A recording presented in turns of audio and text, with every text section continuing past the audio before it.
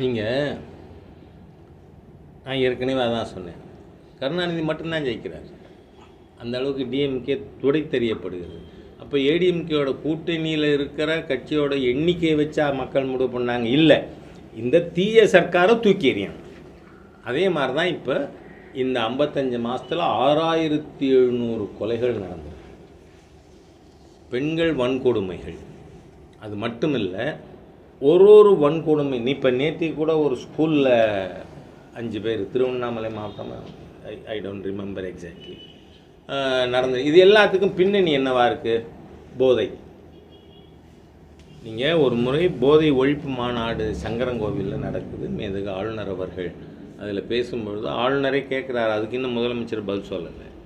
என்ன சொல்கிறார்? இந்த அரசாங்கம் கஞ்சா கூட பிடிக்கிறீங்க, 1 கிராமாவது தமிழ்நாடு போலீஸு சிந்தட்டிக் ட்ரக்கு பிடிச்சிருக்கா? பதில் இல்லை.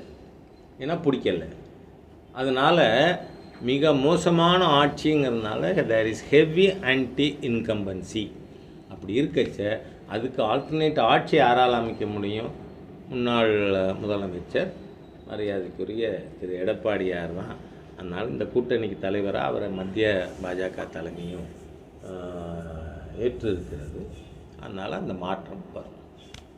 தாவேக்காவுக்கு எந்த அளவுக்கு சார் சரி, நான் அதில் உள்ளே போக விரும்பலை. இப்போ காரணம், நான் 36 வருஷமாக பிஜேபியில் நிர்வாகியாக இருக்கேன்.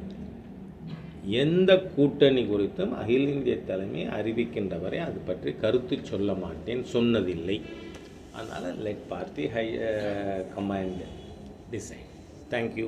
இல்லை, முன்னாள் அமைச்சர் செங்கோட்டையன் வந்து அதிமுகவில் இருக்கிற முன்னாள் அமைச்சர் வந்து டிசம்பர் மாதம் இறுதிக்குள்ளே தாவேக்கால இணைவாகன்னு சொல்லியிருக்காரு.